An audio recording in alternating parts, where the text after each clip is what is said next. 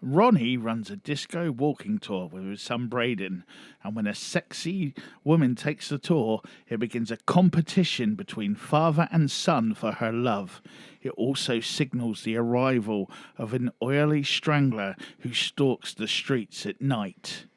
This is the Cult Faction Podcast, episode 128, The Greasy Strangler. Superman.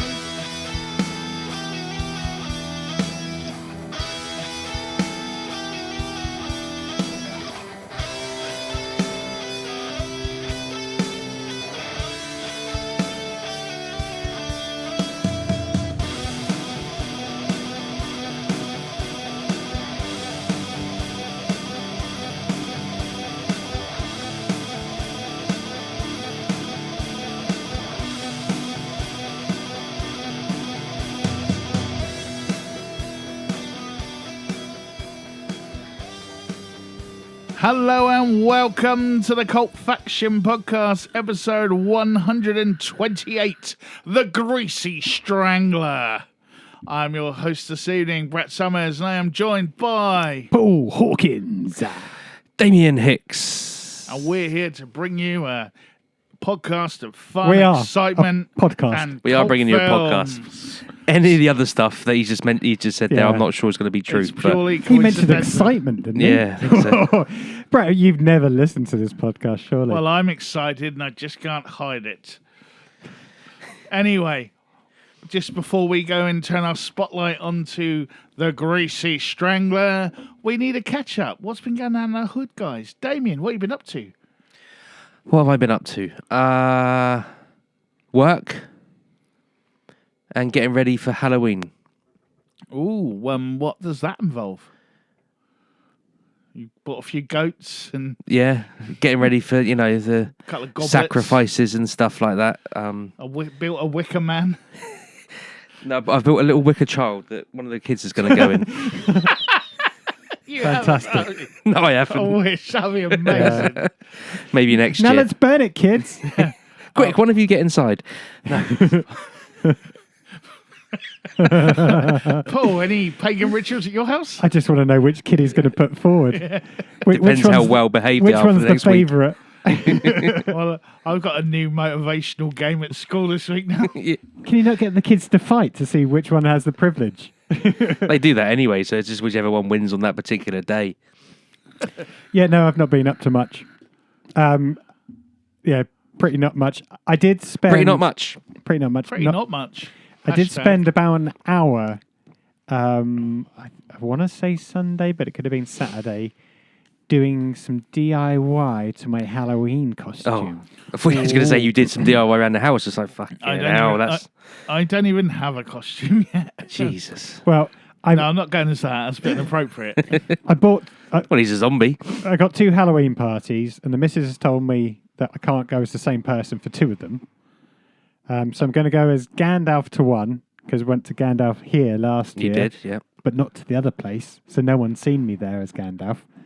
And then I've got another one for the second Halloween party here, the week after. Then that's the one I'm embellishing upon. Okay. Good effort. See, this is what it's about for me. It's not. I don't buy costumes. So you I you DIY it. Dumbledore at this one.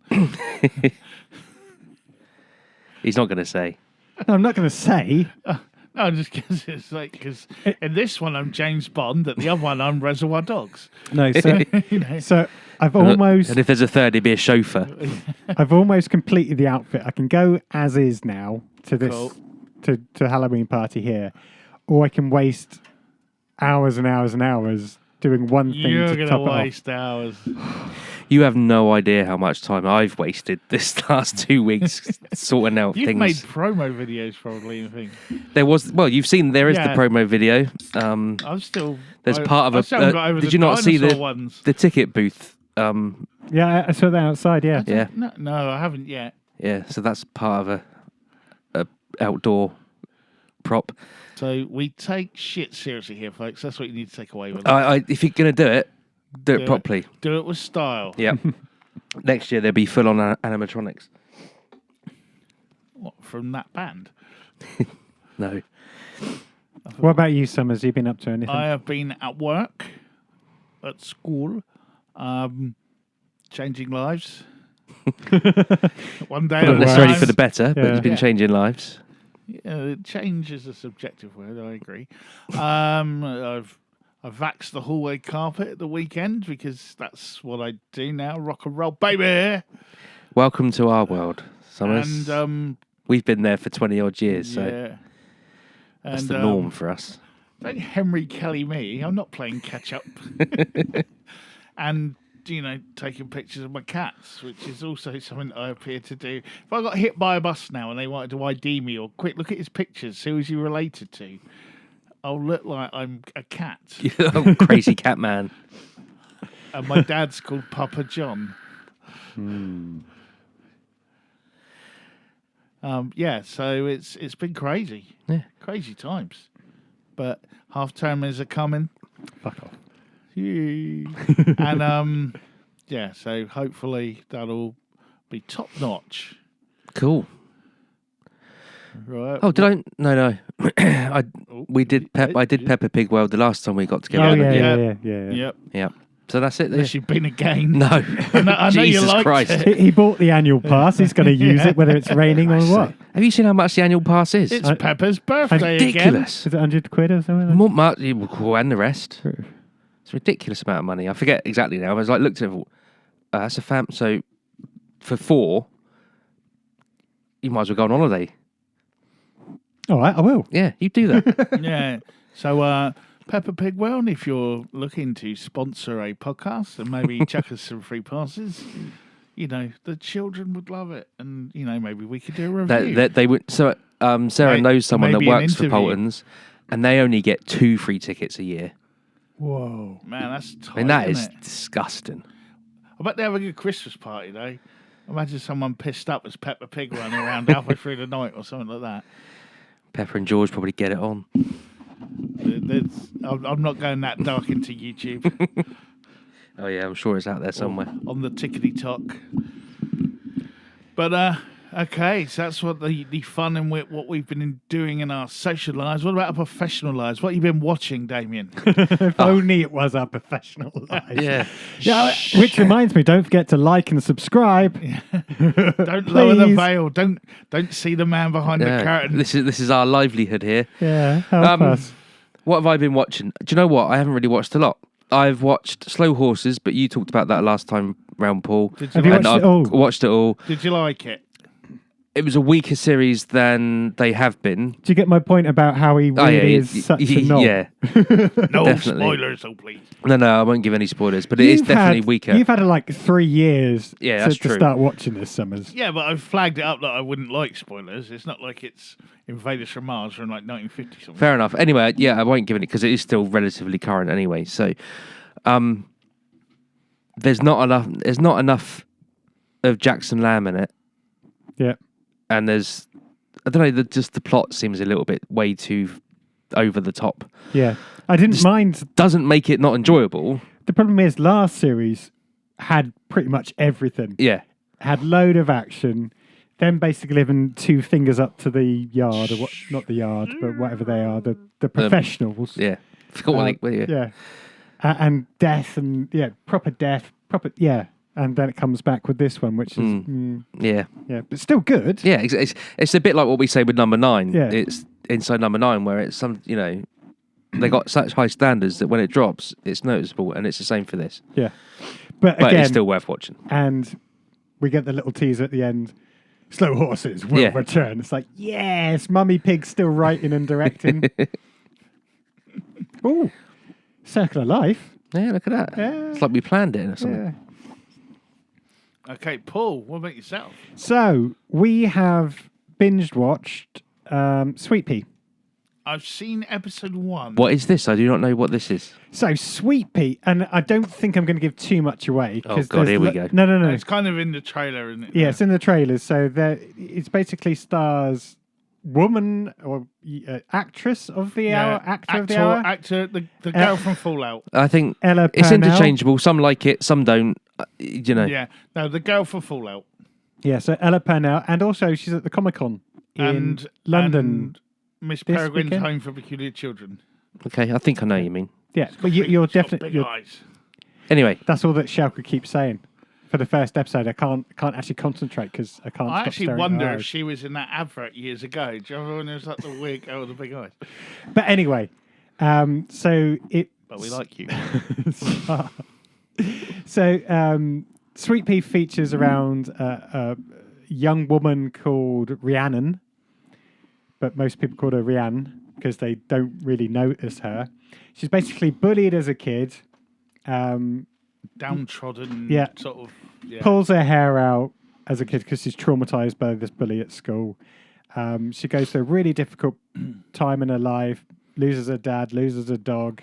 Her sisters are like a bitch as well who moves away and stuff. Her sister's also friends with the bully at school. sounds pretty depressing so far. The bully comes. Oh, it is. The bully comes back, ends up trying to buy the house, her dad's house, off her sister because she wants to sell up.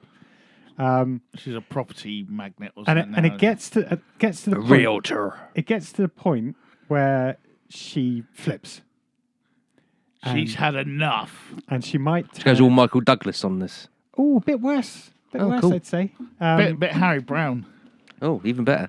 With a knife. Yeah. I think this chair's broken. Yeah. So it's basically how she flips. Oh, interesting enough, she's like a reverse Peter Parker.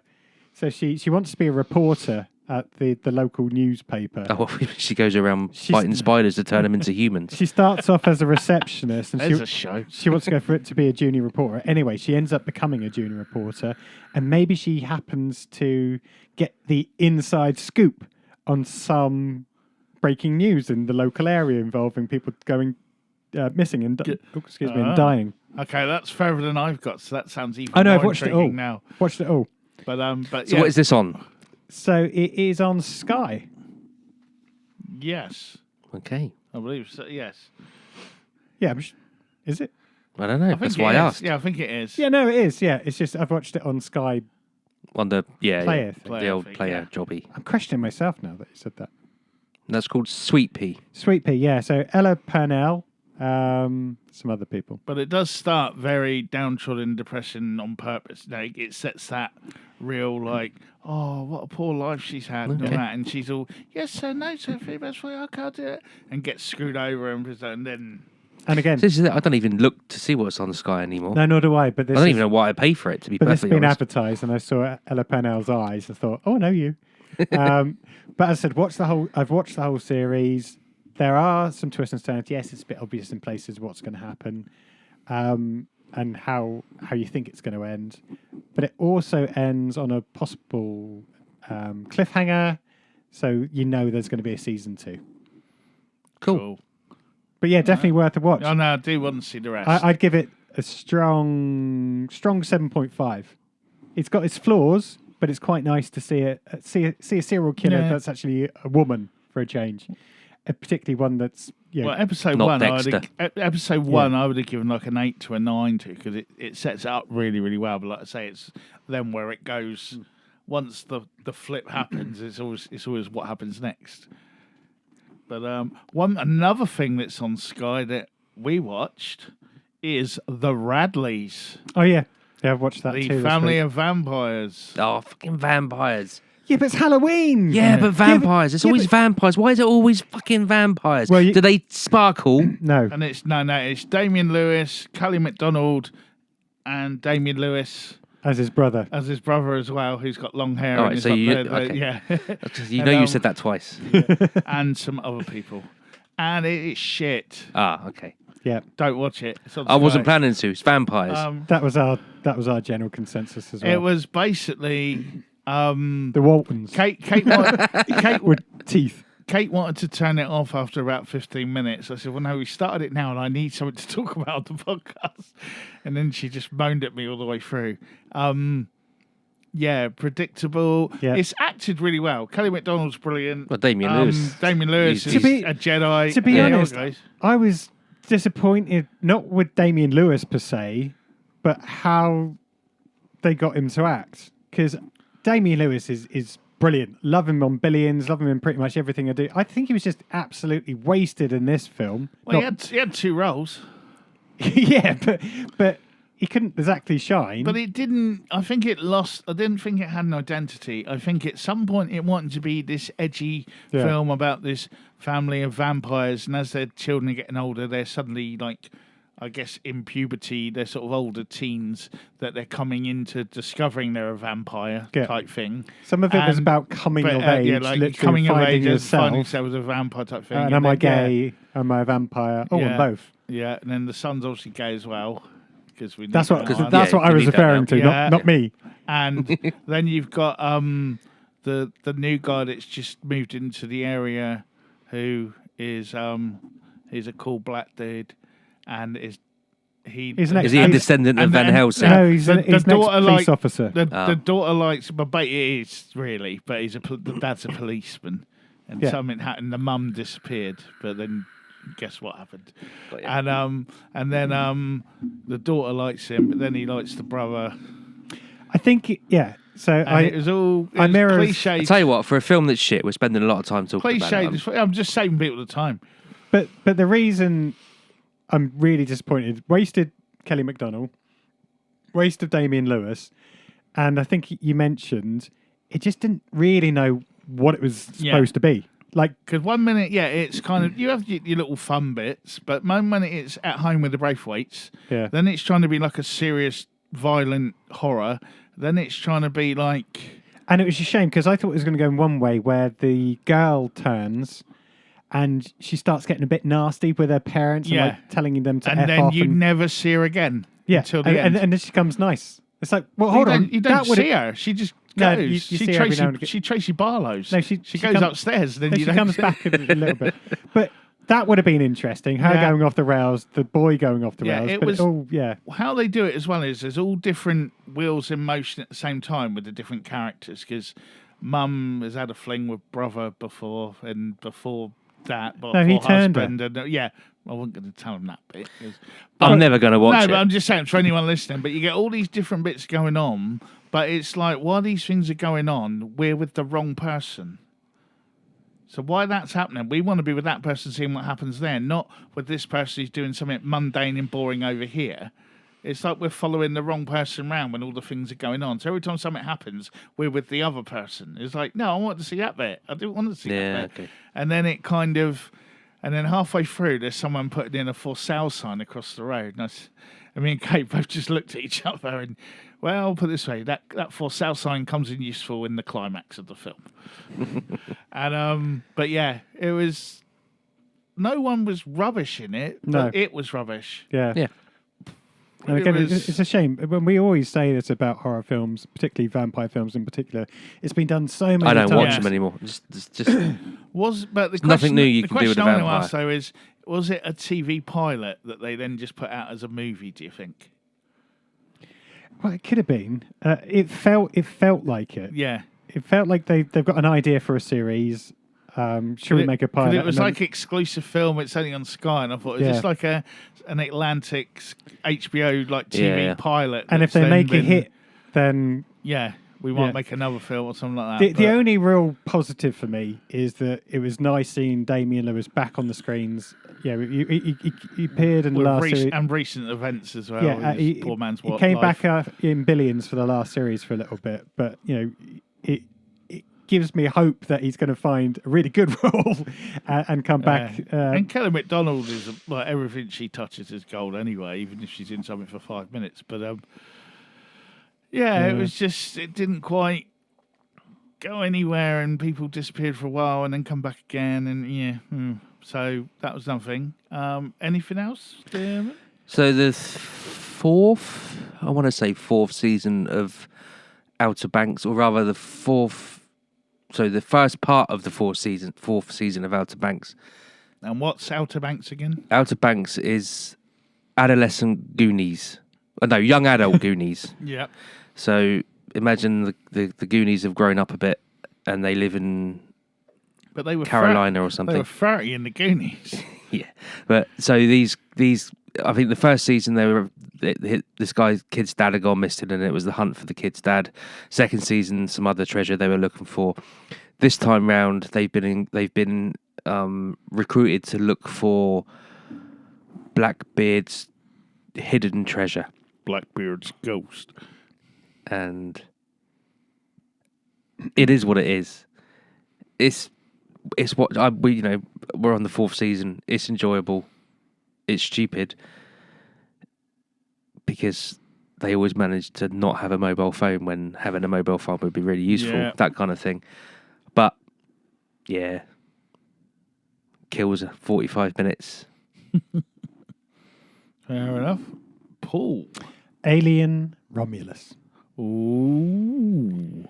Do I need to settle in? Because sometimes when you go on your alien rant, you could be here for a while. When have I Try gone? not, because it's When still... have I gone on an alien Oh, rant? come on. It's still quite fresh, though, so maybe not spoiler. I'm not going to give. Well, it's an alien film, so I think we kind of know how it's going to go. Yeah, there's an alien, maybe some face huggers. Where does it take place in the timeline? Okay, so I'm going to skip right ahead to the problem that I have with films like this, and film sequels in general and series in general, is that this film is set between Alien and Aliens. Oh, for fuck's sake. I know. Okay. So, and I get to my grumbly bit to start with, because in my opinion, it doesn't move the franchise forward. It's just filling in some gaps that didn't need to be filled in. You know, Is it through fear of doing anything different? Because like Star Trek got caught in that for years, didn't they? Where they were just filling in Star Wars in itself is a way where they're just trying to fill in gaps and not go too far back or too far forward in case it upsets anyone. You know, potentially, but this is the problem at the moment. But why do it then? Yeah, we've got the because they've got to make the money. yeah, But said it at some other point. but we've got the 4 or 5 Sigourney Weaver franchise films. Then we've got Prometheus and the other one, which still haven't been concluded. There's still one more there that would then fit into Alien. And then this slots in between Alien and Aliens. What about the ones where they fight the predators? But they're not canon, are they? Not really. It's got an alien in it. Yeah, I know, but that's just to try and make some money. But as opposed to having it after the last Sigourney I Weaver feel loads film, of people have just Yeah, no, swore it's at got you to be listening. canon because it's got it's got all the right names and stuff in it, isn't it? who are we talking about? Willis. Alien versus Predator. I know, I was only joking, but it's not like a serious alien People fucking are film, is it? people are listening to this throwing shit at their walls because you're saying this. But what I'm saying is that's more a Predator film than it is an Alien film. And back to my point, where this is so far back in the series, you know, as I said, I'd rather watch the last of the Prometheus trilogy, which there should be, but Ridley Scott, whether he ever pulls his fingers out and does it before he ends up dying, who knows? Or after the last Sigourney Weaver film, I'm more excited. I get what you're saying. I'm more excited, or would be, about the new Alien series that's coming out, because that's based on Earth, from what I remember. But even with that, I don't know what timeline that's going to be set in. So even if it's based on Earth, while all the shit's still to happen. That was the last Weaver one, wasn't it? When they were stopping it getting to Earth, wasn't it? Yeah, but that's what I mean. Back now. It's been a long time. That's the one with Ron Perlman, wasn't it? Yeah, I think so. Yeah, Ridley's back. Yeah, but this is something to do with me. I struggle where things, and you know, even with the Star Wars stuff, Well, I'm the same most and things. even Marvel. You've got a Black Widow, make it make sense. Black Widow made no sense to make that film and release that film when they just released the film introduced the when other they did. characters. That's all it was. But at the same time, she'd already been killed, so they didn't move the timeline forward. Well, they introduced Florence Pugh, didn't they? Yes, but it didn't move. My point is, it doesn't move the timeline forward. No. However, and you're right. All that being said, however, it was really nice to see Alien back on well, I was going to say the big screen. It's a big TV, yeah, but back on the big screen, it had all the feel of an Alien film that you want. They try and mix it up a bit in the fact that it's more young adults that aren't in the army or aren't researchers or anything. They're just trying to get away from their planet they're stuck on because of the Wayland Corporation basically own everything, and you're stuck there and forever until you die in the mines. So they're generally trying to get away. They come across a signal of a ship that's been left to basically rot. Turns out it's the Nostromo, or no, it's a Sorry, it's a vessel that picked up the Nostromo and managed to find something in there. Guess what that could have been? So they're on this big like space shuttle, space Ship carrier. yeah, whatever. And Helicarrier. so they're going there to get some cryo tanks, and they can escape to a really nice planet and live happily forever after. But it turns out that while they're looking for that, they stumble across. Well, you can guess, can't you? Are they the ones that smash up Riggs? No, Hicks, whatever his name was. Huh? No, because this thing got all smashed up, didn't it? Oh, I thought you were talking about. I don't want to say too much because I actually think go off and see it. Because they're Okay. yeah, But it isn't good. It's not just a run through and repeat, a rinse and repeat job. So a lot of it it's an alien film. So Yeah, but that's like a horror film, isn't it? but- I expect Yeah. to watch people get Yeah, chased by a killer or something. yeah, so there's lots of chasing by facehuggers. Weirdly enough, there's not too much aliens, the big xenomorphs in it. But most of this is about, which is weird as well, because it almost feels like it's building up to be for a sequel, Yeah. which would piss me off even more. Well, Obviously, there is a sequel. It's called Yeah. Aliens.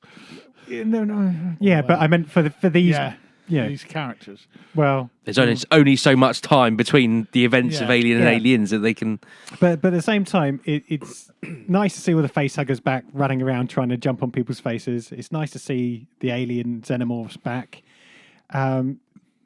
It's some good action in it.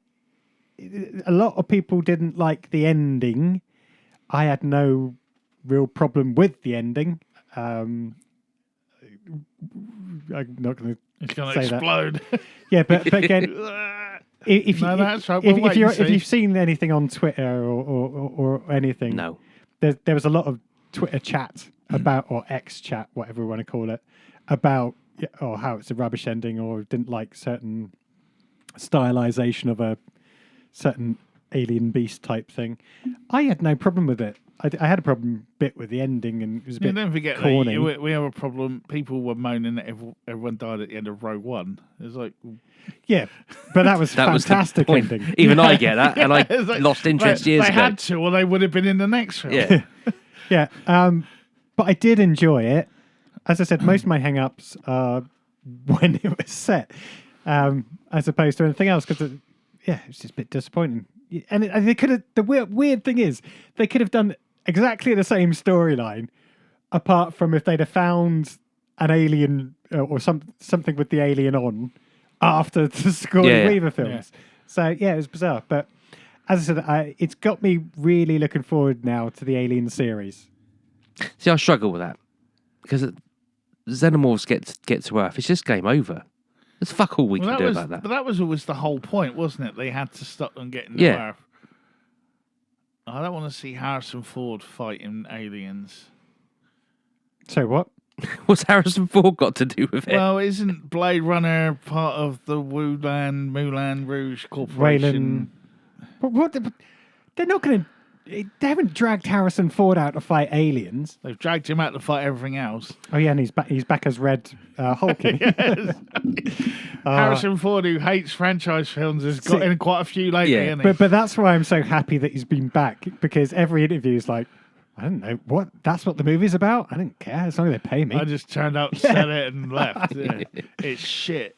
Yeah. So if you want something to watch, Alien Romulus, and it sounds weird, I'm going to give it a 6.5, which isn't particularly high, but that's because, as I said, a lot of my bugbears about it.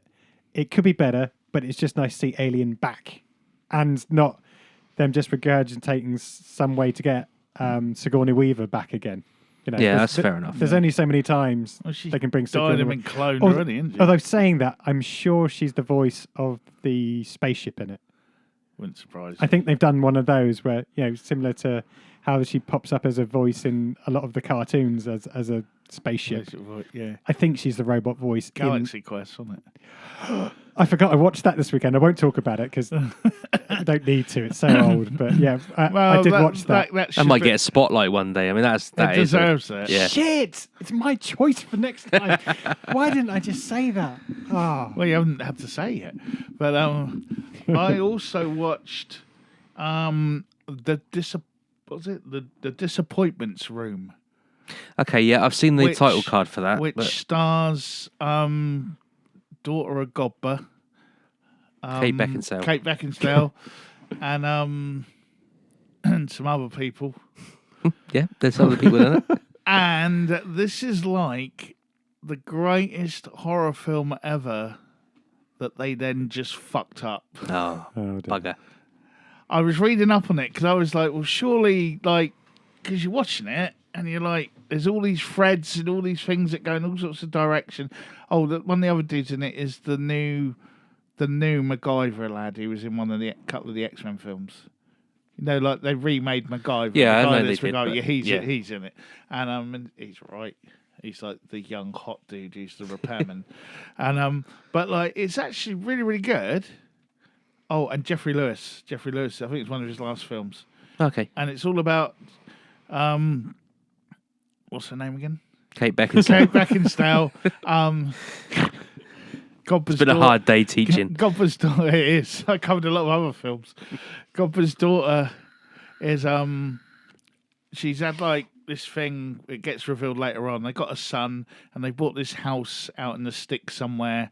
And there's like and she sees a light, and there's like a room on it that's not in any of the plans. You see all that in the trailer as well. And it's basically a disappointments room, and it's from the sort of turn of the century where people had kids that had things wrong with them or birthmarks or a bit like the old big thing. Yeah, one of the Jane Austen things where the wife's locked in the attic. Sort of thing, and they lock them in the attic because they're a disappointment. That's why it's called a disappointments room.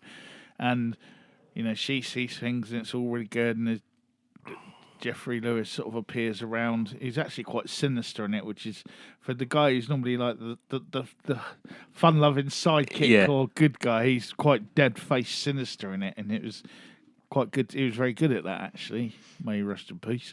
And and it's all real. And then because we were like, oh well, that must mean that, and that must be that, and they've put all these things in which are clearly like symbols and metaphors and all sorts of different things, and you learn that. Why is she so messed up? And no, any spoiler bell? No, I don't want spoiler bell. We don't want spoilers. Okay. I might watch this. Okay. And watch the same thing. But anyway, you learn out what there was an incident that made her messed up. You learn about that, and but none of it ties together really, and it kind of ends, and then you're like, oh, that can't be it, and you're waiting for for her to wake up and that bit was a dream, then you get the real scary ending. Like the sort of Werewolf in London thing where like you think he wakes up and then it's a dream in a dream. But it's not. It's just that you have better ideas than they did. And but I was reading up on it, and it was in it's one of those films that got made and then just got put on a shelf for ages because no one knew what to do with it. And there's been different cuts of it with certain bits in and certain bits not in. And the one on Netflix, I think we watched it on, has got most of the bits that have been cut out in it from what I can find. There is another bit. There is one scene that wasn't in it that they talk about that was cut out, but that would have helped as well. Hang on. Yeah, because he died a while ago. Yeah, he's like a few years, 2 or 3 years ago or something. But it is just one of those. Everything is. I'd like to see what other footage they got because I imagine everything's there to make a good film, but somehow or other, it didn't happen. And all the little clues, all the little hints and the tips, and you're thinking, "Oh, this is really cool," and then it just. I think it's what Americans felt like when they watched Lost and didn't understand it. But like the people that did understand still got it. But unfortunately, this one, there is nothing to. There's nothing to get. And but yeah, watch it though because it's really good, and then it's not.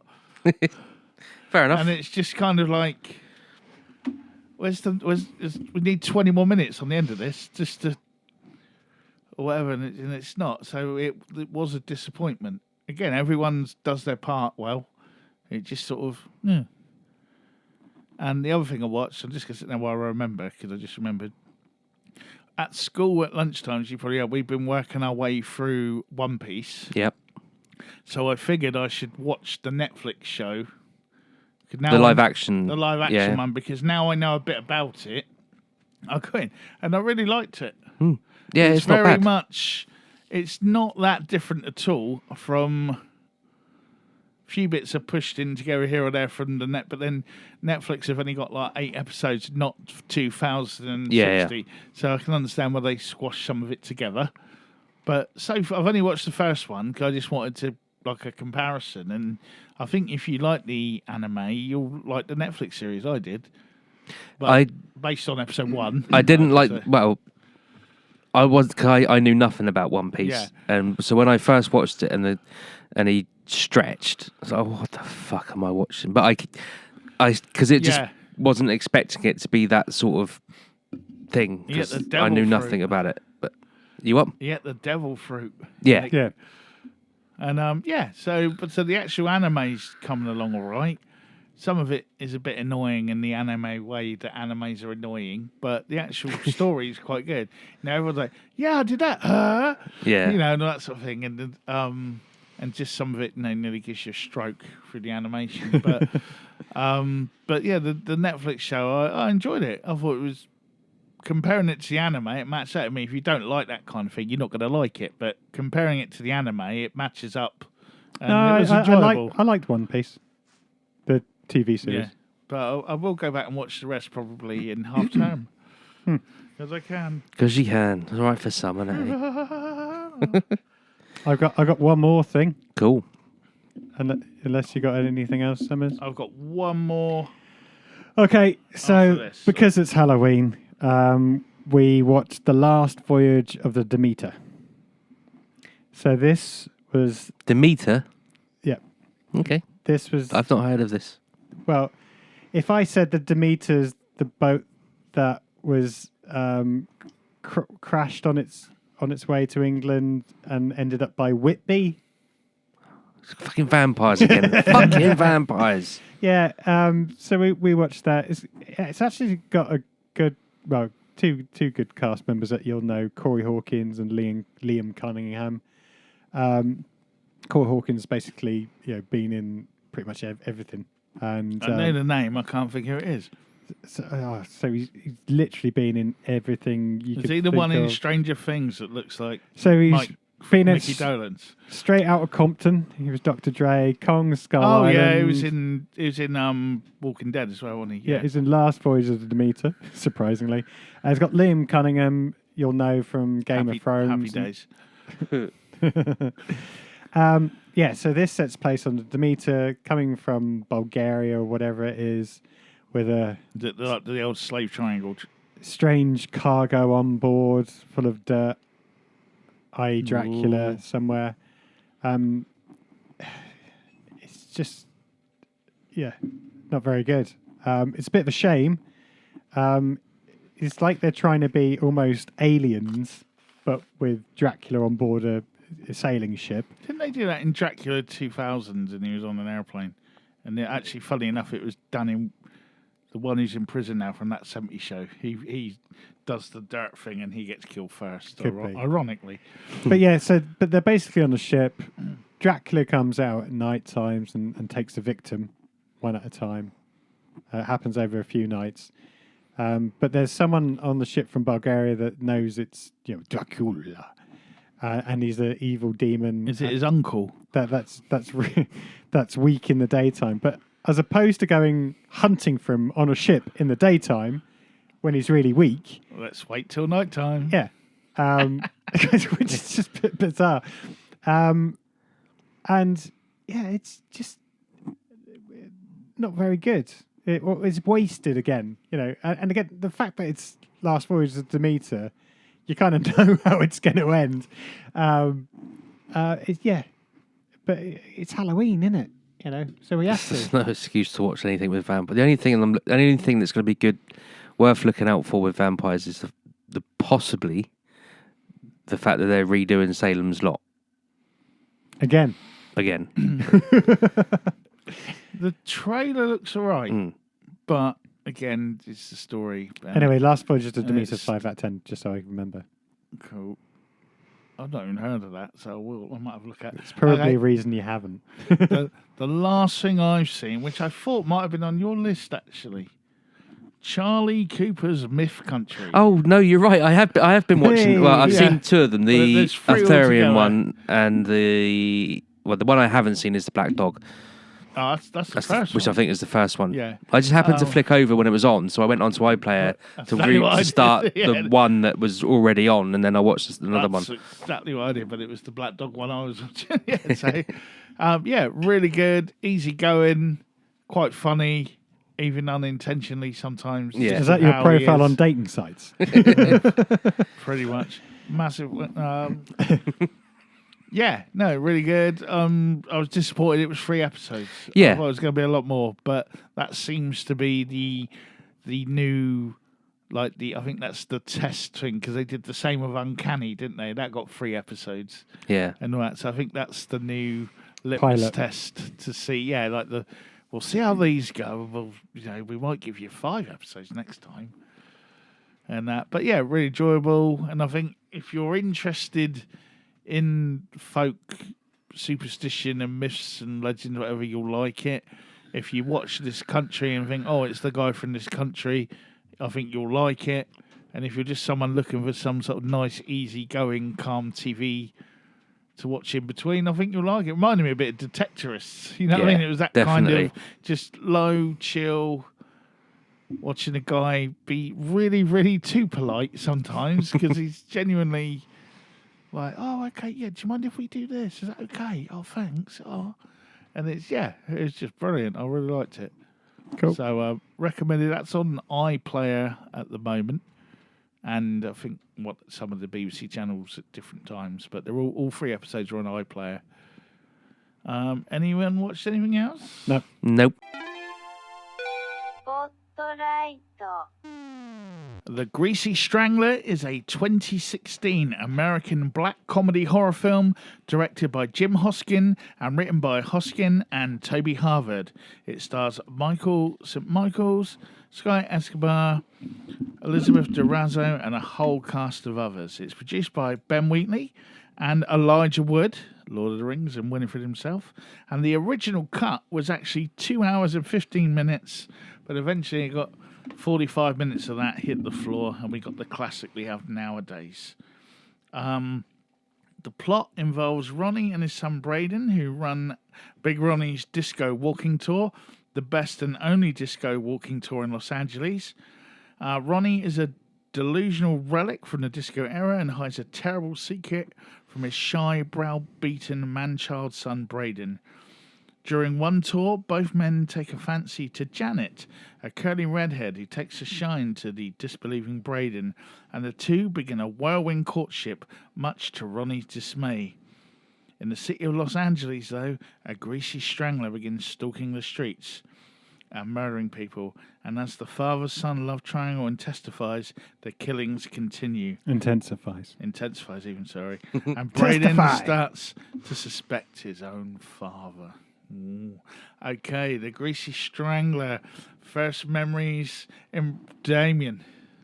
So I remember it the first time round, if you like, back in, well, it wouldn't have been 2016. Probably the hype probably hit fever pitch in 17, I'd imagine. Yeah. And I remember being so annoyed about everyone talking about it, I decided to watch it. It wasn't what I expected. I'll leave it at that.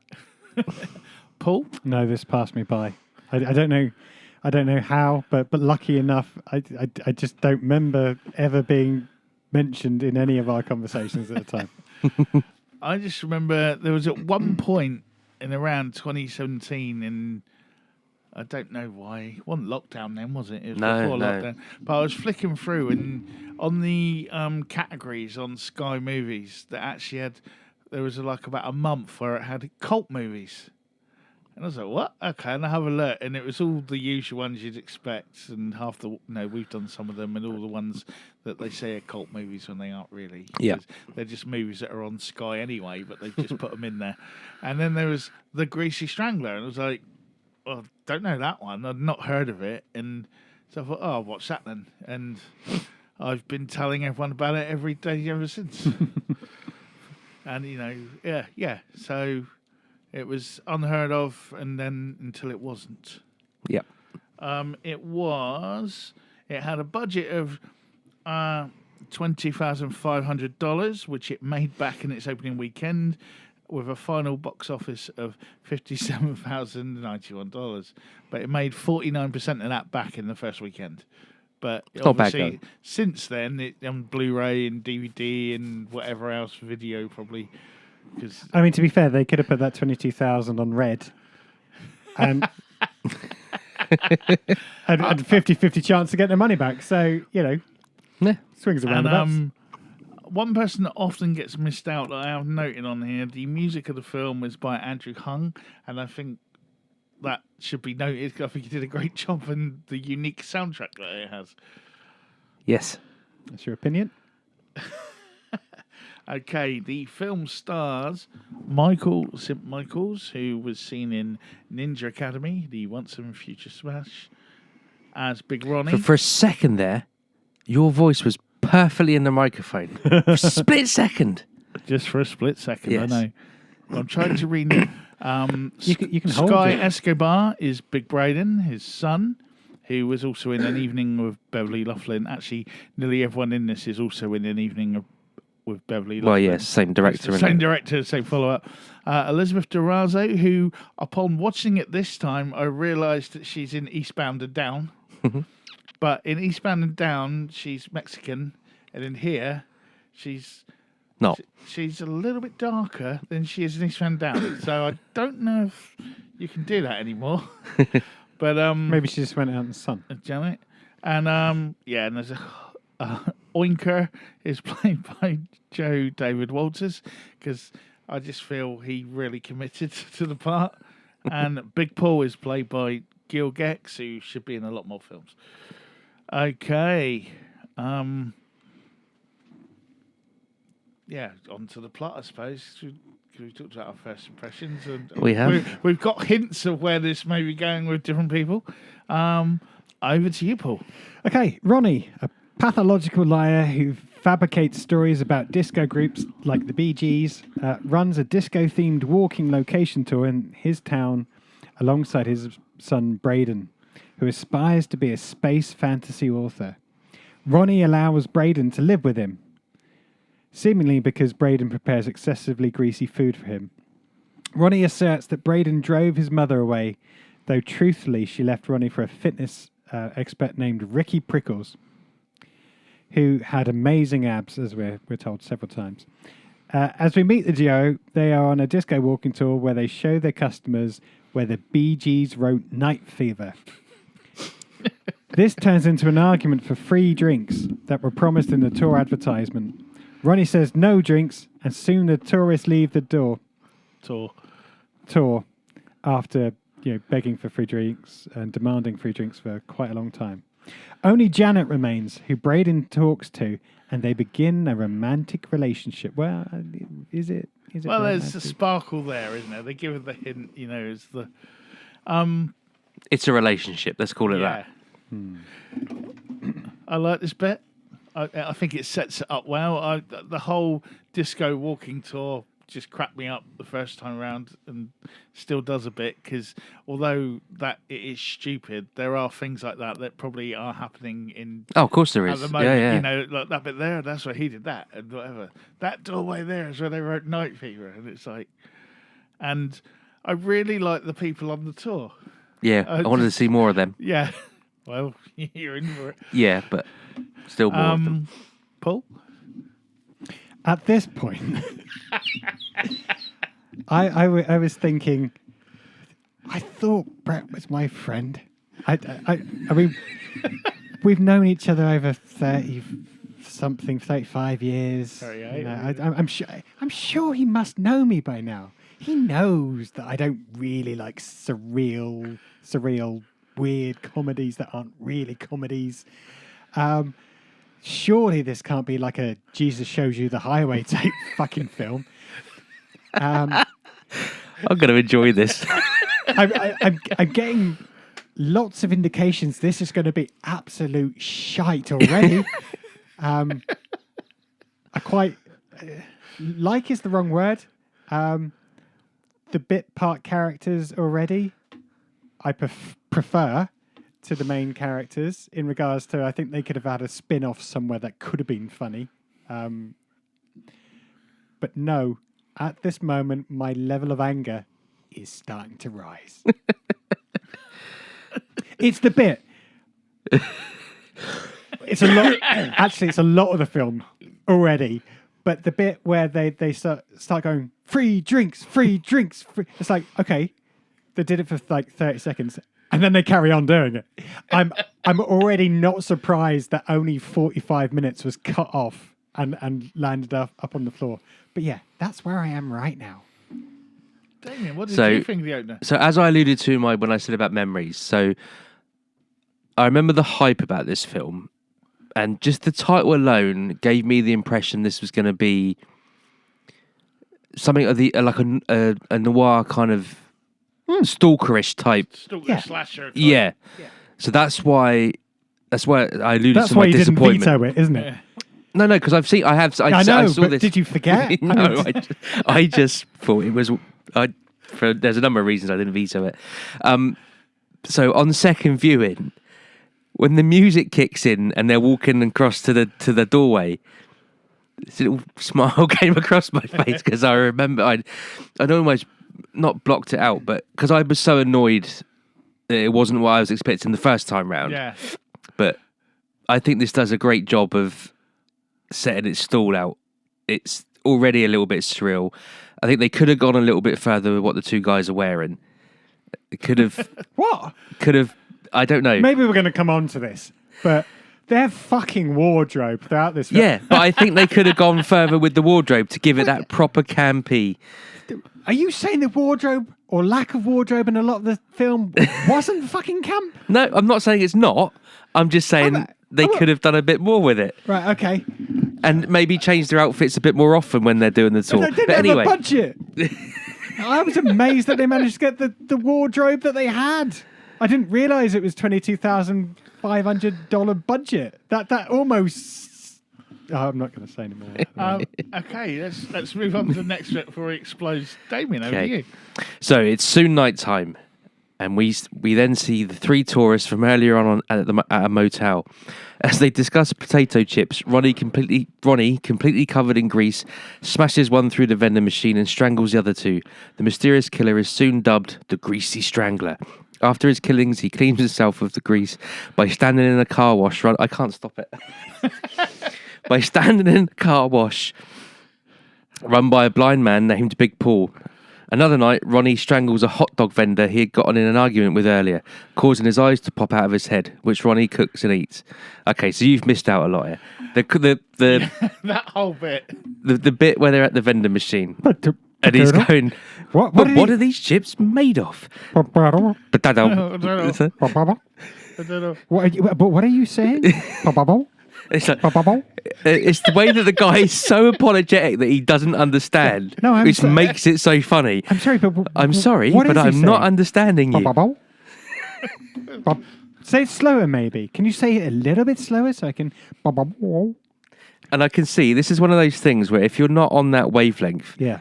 it pisses you off. The fact because they keep doing it. Oh, and they keep doing it. They and do doing what it. should be a 2-3 second joke goes on for 30 seconds. But in my head, that makes it even fucking funnier. Yeah, maybe. Well, it was the bit where he's begging for his life at the end. It's like, I have a woman in my room. The thing about that bit, that's almost reminded me of like what would be a small sketch from the Fast Show. You'd have this person that wouldn't be able to say something, and that'd be like a 30-second. What's on telly tonight? Sorry, what? I really can't understand. So say it slower. What's he saying? The bill. Oh, okay. Yeah, a 30-second sketch. But this. But to be fair, the Fast Show then did those sketches for 10 years in a row. Yeah, over and over again. But snippets. They were just sketches. Okay, carry on. Yeah. No, hold on. Say it. Yes, it's the Greasy fucking Strangler, but I want the hot dog with grease. Give me more grease. I can't do that. It's a health and safety violation. You're not allowed in there. I want more grease. If he fucking says grease, how many fucking times does he say grease? And I know it's a surreal comedy. Is he really the Greasy Strangler? Yes, we all know he is. But this is, him. Oh, it just wound me up. Did you like when he ate the eyeballs? No, it's shit. It's fucking shit. Although the only thing I'd say about that is on the budget of $22,500, they didn't do a bad job. Even the grease looked, Greasy. greasy. That's probably where a lot of the budget went on the outfits for them and It was the actual vats of grease. The actual grease that they were, it was tapioca pudding. Yeah, Oh, which is that not they- something we really that familiar with over here, is it? But that was what they used. We for were the in the grease. 70s, I believe. Apparently so, yeah. Well, they lived in. They're still in the 70s. Okay, so Braden and Janet have sort of met up now, and then one night, Braden and Janet have sex. Well, Quite graphically. Ronnie attempts to seduce her the next morning while she is peeing on the toilet, and he's brushing his teeth.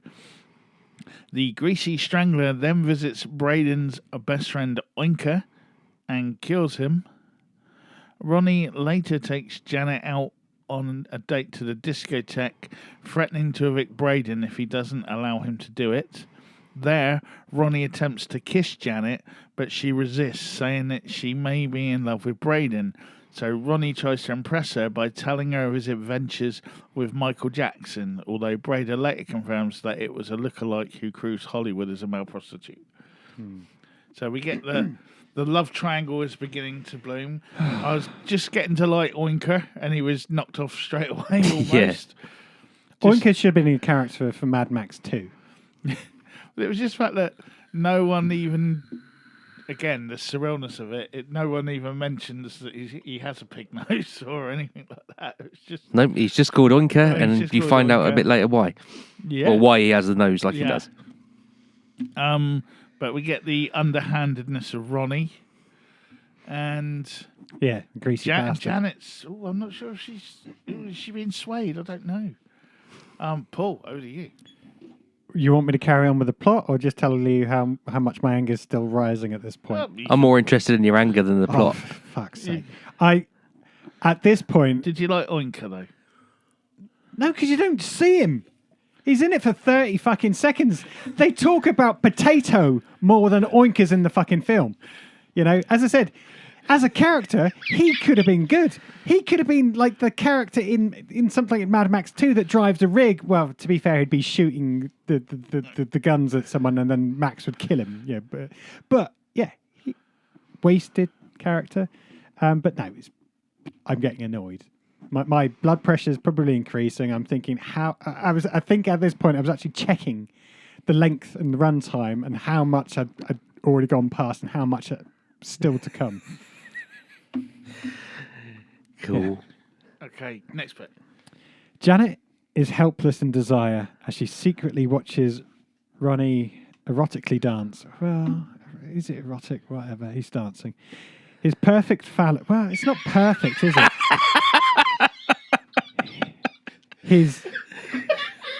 His fake phallus glistens in the moonlight as he dances.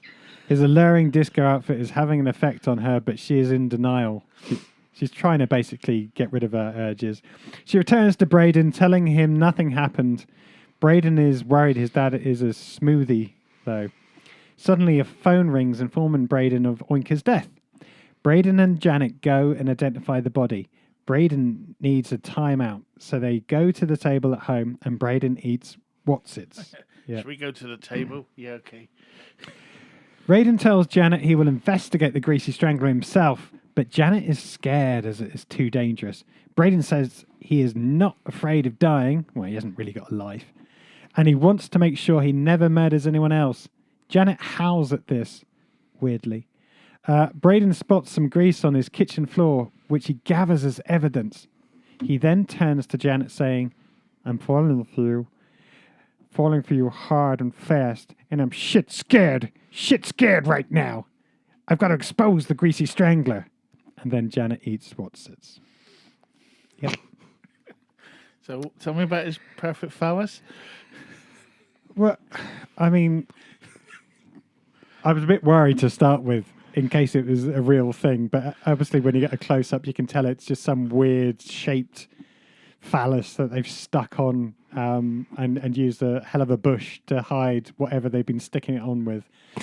And at this point, I'm thinking, oh fuck!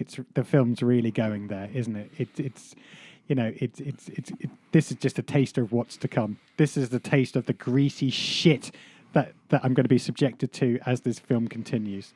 You know that the dad is going to basically get it on with the girl somehow. Whether that's by force or his erotic dancing or his just great personality, but yeah. I thought the dancing was cool. Did you find it erotic, Damien? No, but I did find it funny that when he's swinging, and the other guy for like the first shot, the guy in the corner is just watching them, and then it cuts away and comes back again, and he's directly behind him doing exactly the same thing. I don't know. It's just funny. Mm-hmm. Braden later makes Ronnie some toast and spreads the grease that he found at the crime scene. Ronnie finds it delicious and asks Braden what's on the toast. Braden says it's like he usually has it, but Ronnie calls him a bullshit artist and says it's not the oil he usually uses. Bullshit artist! Bullshit artist! I call bullshit artist! Braden says he thinks his dad has an idea where he got the oil from, and Ronnie runs off. Braden phones Janet about his suspicions about his dad. Then they have phone sex. Braden then goes to talk to his dad. If you're listening on the podcast, Paul has his head in his hands. Braden then goes back to talk to his dad, but he's gone. Ronnie is with Big Paul and tells him they're going to disco. Big Paul comes back to the house. Braden wants to go disco dancing with them, but Big Paul says no, and they laugh at Braden. Then they leave mockingly. Mocking Braden. Sorry, then leave mocking Braden, who used to be. That's his suit. I know. Oh, typed it late. Okay. They then leave mocking Brian, who used to be on the meds for sad kids. Once they go out, Braden searches the house, finding his father's sketchbook full of erotic art. Paul, you had something to say about this bit? There's just so many wrong things. So this is the bit with the. So you got one end of the spectrum with fake knobs, and the opposite end of the spectrum with fake knobs. Is that what? Yeah. And you literally see him masturbate this small penis. Cocktail stick or something. Well, yeah. But again, it's a deformed. It's a deformed small penis, and you just got this guy sat basically naked on the bed, wanking or masturbating, whatever we want to say, having phone sex with his weird girlfriend and his weird relationship, and it's just wrong. Was this also the bit of the film as well before they go to the disco? He's basically telling the blind guy, "Let's go disco dancing," and he basically leans over in front of him and farts. Oh yeah, there's a fart. There is a fart as well. Yeah. Yeah. So again, you got that. There was depth in the scene. You're correct. Yeah. And yeah. I just like the fact that Braden is again like the outsider, even though he's older now, and there's still you get the idea that this has happened for years. And it's like, you're not coming with us, and they're just taking the piss at almost like the little brother thing. Yeah, and just mocking him and cutting him down, and again, Big Paul could have been a lot more. I feel. Yeah. What did you think of this scene, Damien? The emotional roller coaster it is of young love. It's heartfelt and.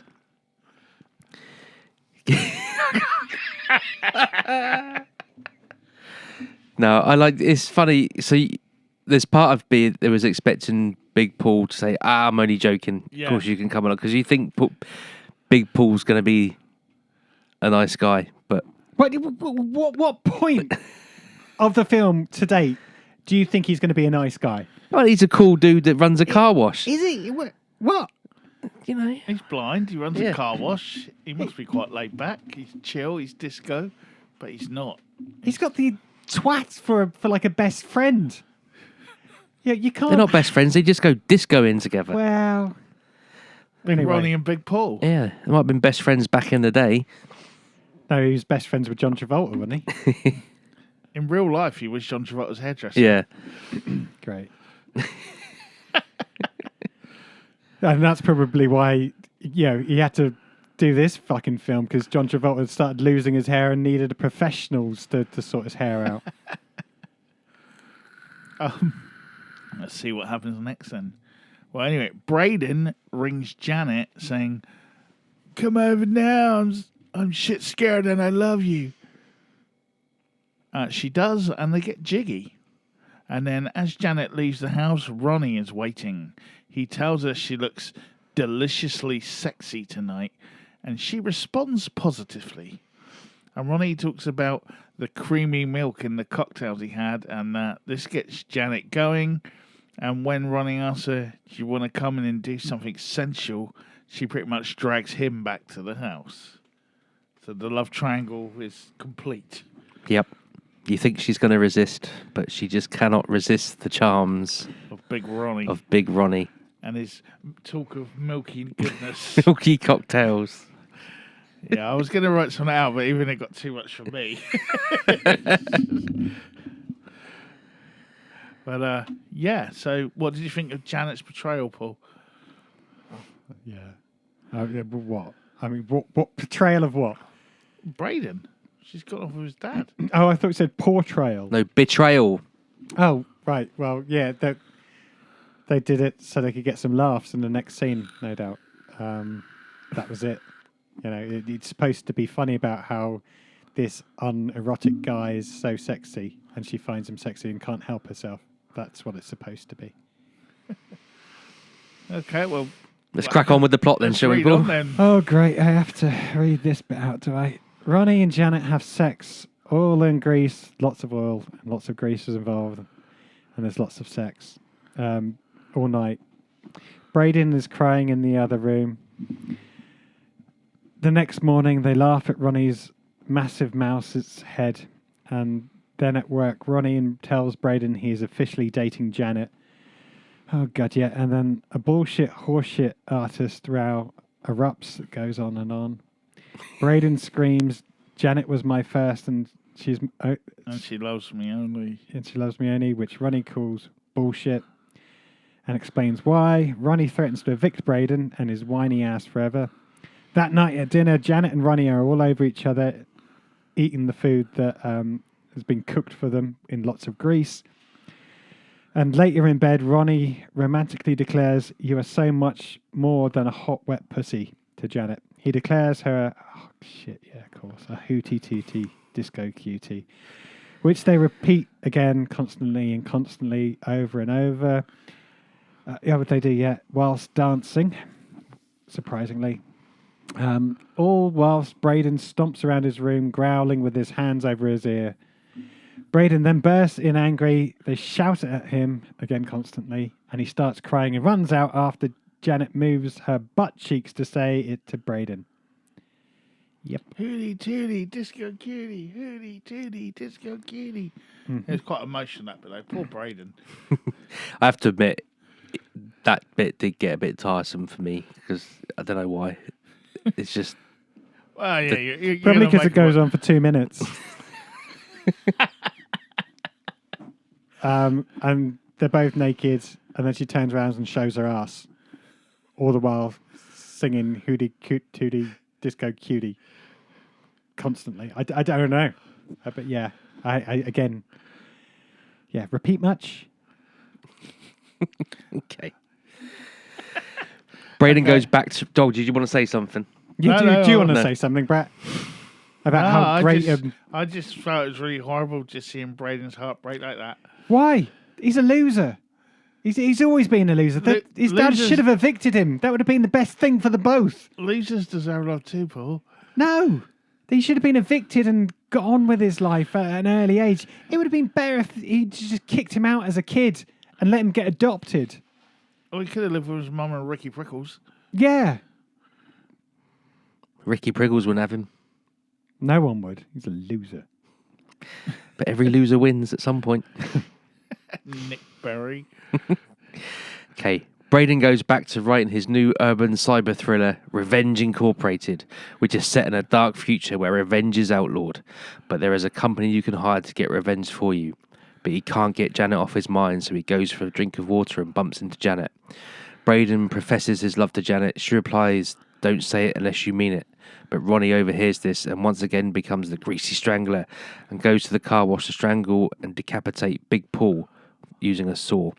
He then dances with Big Paul's head before slam dunking it, although he misses the slam dunk. One less dance for the Disco Boys. Yeah. This bit annoyed me though, because where's the motivation for killing Big Paul? I think he's just angry now that Yeah, they're but leaving just kill his best friend. he didn't think it through because he's not going to have a car wash to go to soon. Because well, the advantage of going there is he can't see him covered in grease. That is a key plot point as it develops. True, but yeah. Were you happy with the death of Big Paul? Paul? I was happy there was one less character that I'd have to watch. The most annoying thing is that I think Braden's urban cyber thriller, I think there's a storyline in that. So Revenge Incorporated, you're waiting for that. You're down for that. It was almost a bit like Minority Report, but we've got a company that can get revenge for you. Might have some legs in that. Well, we'll see what happens. Well, the next morning, Braden calls a detective named Jody and reports that Ronnie may be the Greasy Strangler. Jody, who is really Ronnie in disguise, doing a weird kind of Bela Lugosi impression with long nails, visits the house, and Braden and Janet show him a spot of oil left behind on the carpet as evidence that Ronnie is the Greasy Strangler. Jody, though, concludes that the oil is meaningless circumstantial evidence and demands that all inquiries about Ronnie having committed the murders end there and then. So he cuts them off, and they don't realise that it's him. With a sort of false moustache. And long fingernails. Long fingernails and glasses, I think, at one point. Yeah, so... it's that thing again, isn't it? They almost solve it. They're right there, and then they just mess up that little bit, and it causes more murder to happen. It's like Seven all over again. They had him there. It was the photographer. Do you remember we watched that in the cinema? And I went, "That's the killer," and everyone went, "Shh," and it was. Yeah. But Paul. That night, Janet declares her mutual love for Braden, and they decide to get married. Ronnie, hiding under the bed, reveals himself, claiming Janet is his lover, and he's going to evict Braden. Janet replies that Braden can live with her. Ronnie covers himself in grease, slaps Braden, and drags Janet out of the house with him. Braden discovers Ronnie's grease stash and covers himself in grease as well, and then follows the two to a movie theatre where Ronnie is strangling Janet. Braden, upon seeing this, you'd expect him to try and help out, but oh no, because he's in Greece and is a son of a psycho, opts to strangle her instead. Her eyes then pop out of her head, which both he and Ronnie consume while watching the movie. What a twist. Did you see that coming, Damien? No, I didn't see that coming. Paul? Well, I did this time round, obviously, but not the first time round.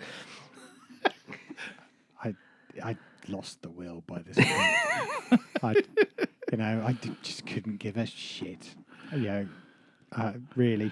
Again, the special effects of the eyes bulging and popping out. Now that I know there was only a budget of $22,500, it's okay. Cool.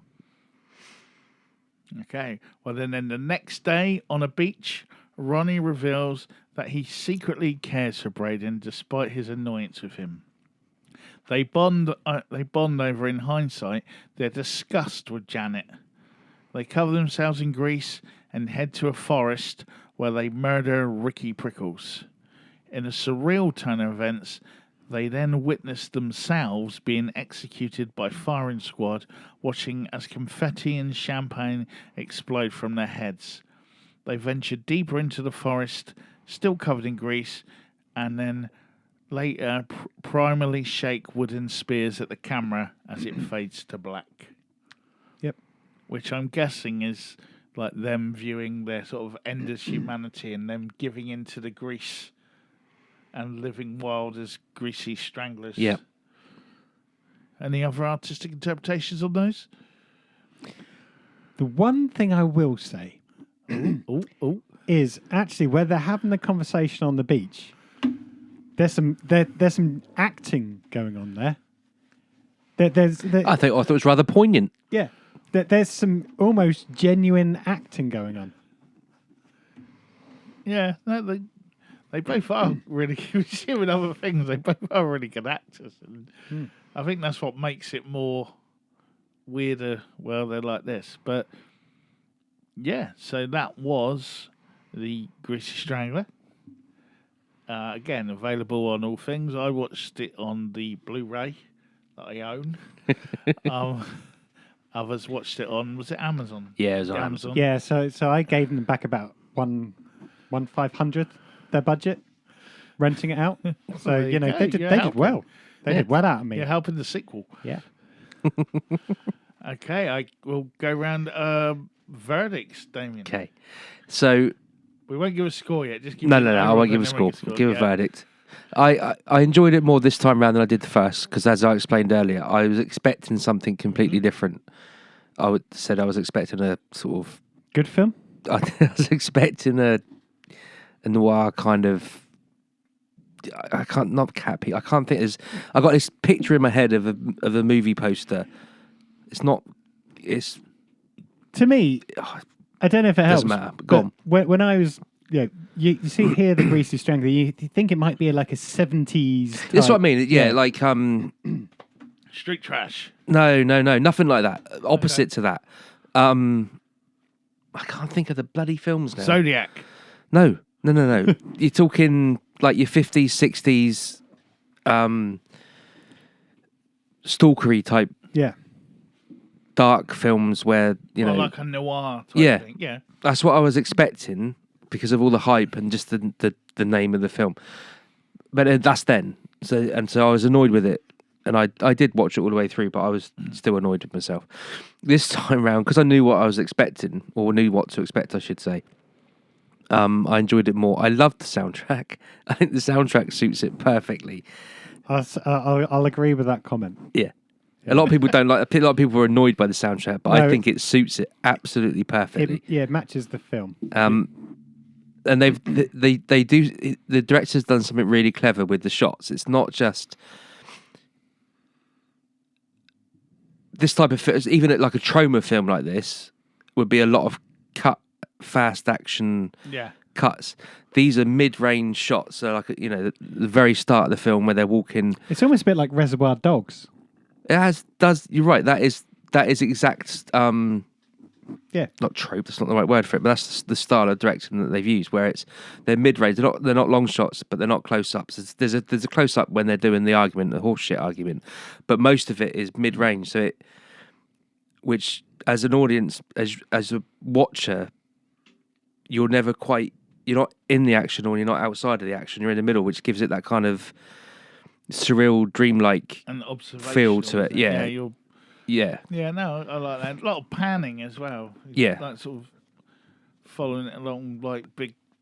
Like the one, I think it's right at the beginning when they're walking along, like doing the tour, it's very much reminding me of like the Quick Stop Groceries, that sort of thing that Kevin Smith did. And then we get the whole storefront as it goes along and that sort of thing. And I'd agree with that. I like that. I mean, it might have been a budgetary thing.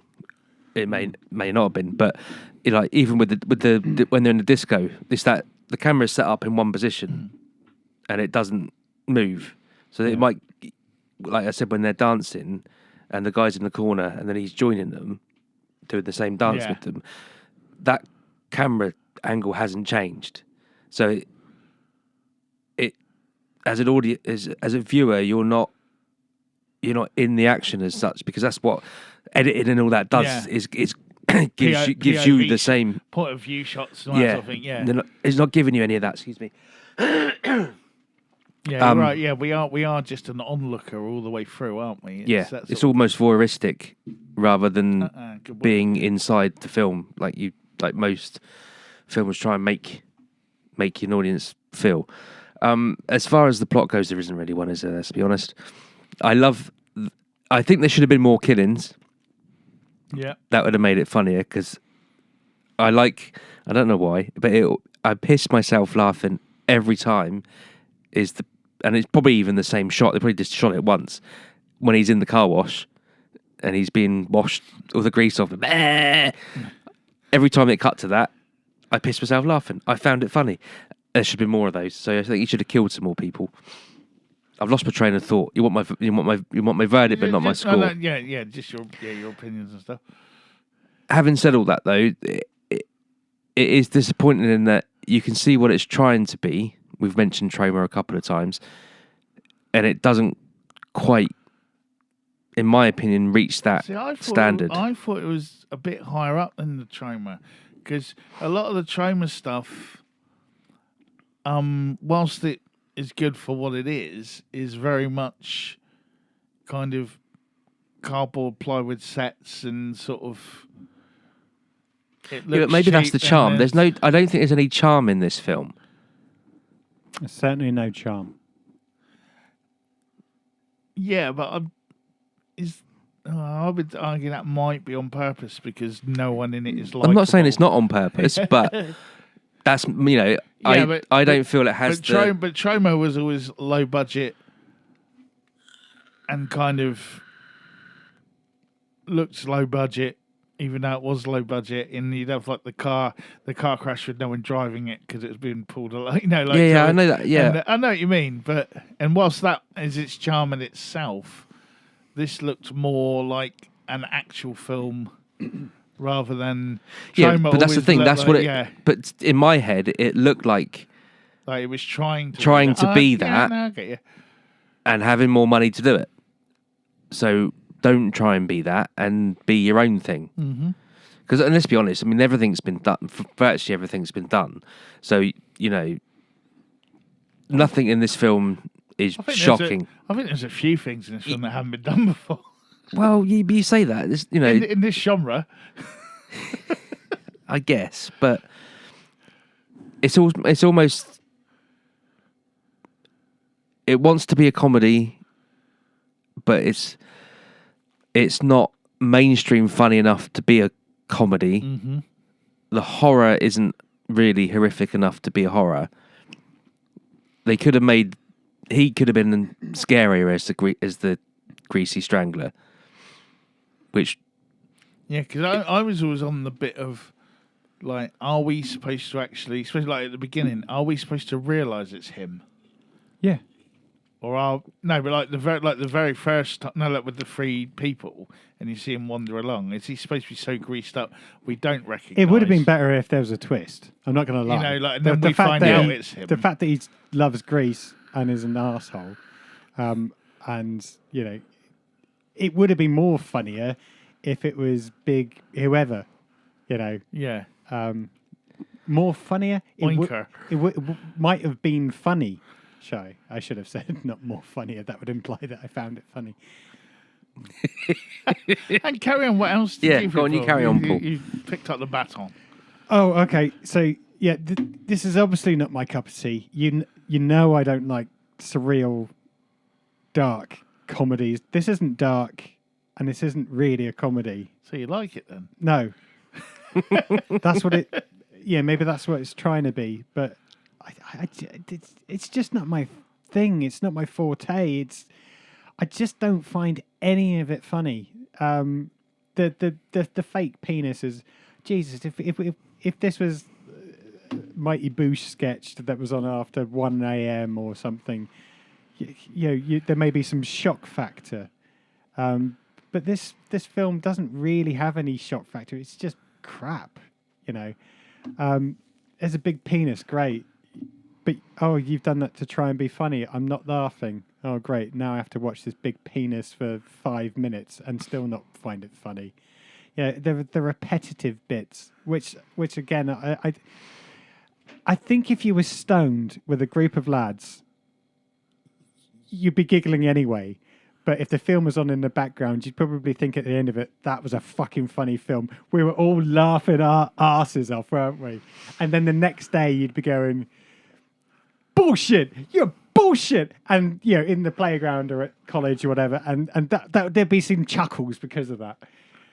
I didn't watch it with a group of friends when I was stoned out off my face. I watched it sober.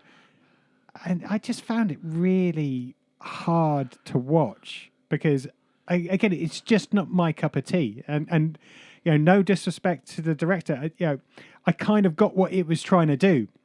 It was trying to be over the top. The Braden was supposed to be this arse of a kid. The dad was supposed to be an arse. I could get all the scenes. I understood exactly what they were trying to do. I just didn't laugh once. And it was another one of those ones I was waiting for it to end. But, hands up, this isn't my thing. I am never going to enjoy these over-the-top surreal comedies. I struggle with surreal comedies at the best of times. And this was just one step too far. Again, like Jesus Shows You to the Highway, which was far more surreal. And actually, in hindsight, I think that tried to do a lot more, and apologies to the director at the time. And maybe I gave him a bit more of a hard job. He did listen to the podcast as well. But he got my points as well. And I said at the time, this isn't my cup of tea. But at least you could see they were trying to do something surreal. In this, it just felt like we could have done a better job with about that much money. I don't really have much of a positive thing to say about it, apart from the bits I've chirped in with as well. I think where they had a limited budget, some of the shots were quite good.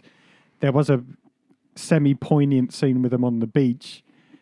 It would have been more interesting, actually, if there was a bit more normal dialogue. And then when he got really pissed off with his son, then switched. Then he switched off. I can see that. But at the same time, I didn't realise it was done on such a small budget, because actually I think they managed to accomplish something on a budget.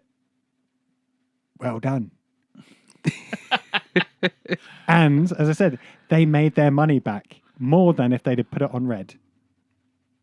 Well, maybe they didn't after distribution costs and all that kind of good stuff. Who knows? But yeah, it's just not my thing. No, fair enough. Not everything's everyone. I went back and looked at what I wrote at the initial time when I watched it. I did like a little review of it, and I put that it was a masterpiece of modern times. No, I put it was rip-roaring comedy. I put it was a fucked up steptoeing son crossed with Napoleon Dynamite. That was what I wrote. Yeah, I can see the Napoleon Dynamite thing. Because it was that kind of, and I wasn't even sure. I did look it up this time, that I thought Ricky Pickles might be the uncle from Napoleon Dynamite in like some sort of weird cameo, because he had a similar voice, but it wasn't him. It was just someone else. But that would have just been a nice touch, because I think he was called Ricky as well. So it would have just been a nice little. I've only seen that once, so I wouldn't. But it was that kind of thing, and it is, it's one of those films. I always said that, the Greasy Strangler will change your life one way or another once you watch it. And I think that's what makes a good film. And you don't have to like, but it made you feel something, whether it was repulsion or whether you were just laughing at it all the way through. You got a reaction out of you. And I think that's what films should do, because so many films you watch now and you're like, That's why I don't watch Marvel films. That's because you're missing out. But yeah, you're wrong. But you can have an opinion, but you're wrong. But it is that sort of thing, and I think that's where, without trying to get all arty-farty about it, I think that's where the genius, it forces you to. Did you say genius? He did say genius. I did say For genius. fuck's sake! But really, genius. No, I mean in general, that's where the genius is in film. All right. Okay. Yeah. Sorry, I thought you were talking about like this film, particular film. but if it can make you if it makes you feel something, it's done something. Whether you like it or you hate it, then I think sounds a bit of a good cop out thing. to me. That you know. Yeah, but how many things nowadays do we watch where we're just like, yeah. Yeah, but that's almost like a art student cop out. It's like, what have you done? Oh, I filmed someone throwing darts at a pig head. You'll have a response to this. You might not like it, but you know you're. I know what you mean. By, It's like the old, yeah. It's like art, You'd be the one modern throwing art and darts. stuff. You'd be the one throwing the darts. fucking would, yeah. But you know, I think it stands out over a lot of things that are trying to do that stuff nowadays. I mean, there's a whole genre of sort of gonzo filmmaking now. The top end of it being stuff like Psycho Ape and Psycho Ape 2 and stuff like that, where it is almost like that cheap someone in a monkey suit running around, and that's being released as a cult film now. Again, Yeah, but this isn't gonzo filmmaking. No, but this isn't gone now, but almost in that kind of the level below Troma now, that sort of thing. There's a whole that sort of cult bits coming up now, and there's film festivals for it. You know, we can make one now and probably get a film festival booking on, you know, without a script now and just do so. But I think it stands above that, and it has inspired a lot of other things, but not all of that's good. But hey, you know, people are trying to reach their dreams, I guess, and make a film. I'd like to make a film one day. Don't know what it's about yet, but No, well, if you can scrape together $22,500, we'll be fine. yeah. What's that in pounds? What's that? About £5, isn't it? But I'll give it a few years. Trump gets back in. Ooh. But yeah, so okay, going round for the verdicts then, Damien. Okay, so as I've said, I did enjoy it, but to me, and I might be wrong, but it just felt like it wanted to be a Troma film, and they just missed the mark. You know, there's not enough. There's not the thing about Troma is when the funny bits are really funny. In this one, with the exception of when he's going to the car, even to see it in my head makes me laugh. When he's going through the car wash, with the exception of that, that's the only bit that made me laugh out loud. Not even the potato. Yeah, but that's a different humour, if that makes sense. So, I mean, that actually is kind of almost clever humour that doesn't fit in this film because it's not different tone. Isn't it's a different tone to all the other humour that's in this film. You know, like when he's getting him out of, or when he goes into the bedroom with a cup of coffee for him, and he says, "I got something for you," and he lifts his ass and farts. That's the level of humour in this film for the rest of it, except that potato bit. And what's funny about that is it's not the guy saying potato wrong, it's the other guy's reaction to it, because it's like he's so polite, and I'm sorry, I'm just not hearing, can you please repeat it? You know, that is it's almost a level of sophistication above the rest of the humour in the film. And the awkwardness of the exchange, because he's trying to be... Yeah. So this film feels to me like it's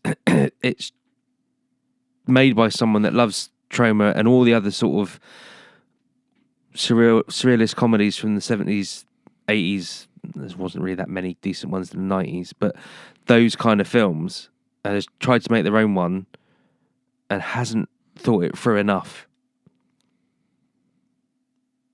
So I'm going to give it 6.5. Okay.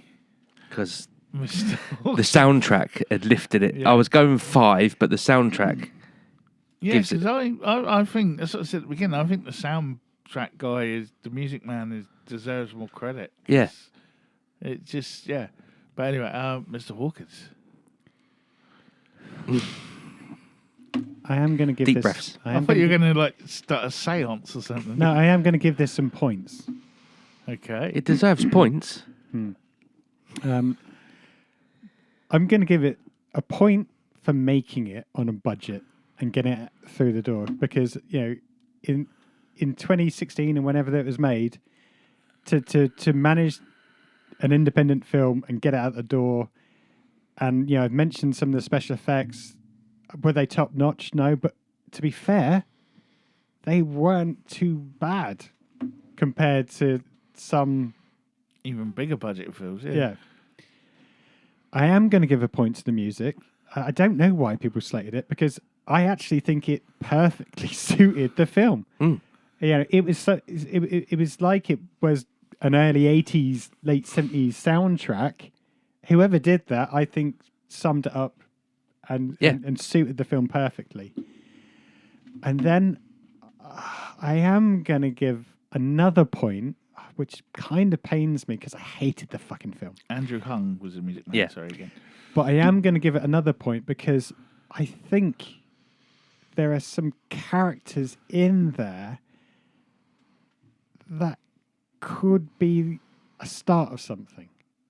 I wasn't repulsed by, and actually I thought they could be funny in a different film. And I liked the bit part actors. So I'm going to give it a 3. Okay. Sorry, can I just... I just want to interject for a second, because it's just something to thought. I think the reason this got the hype that it got is because it was probably...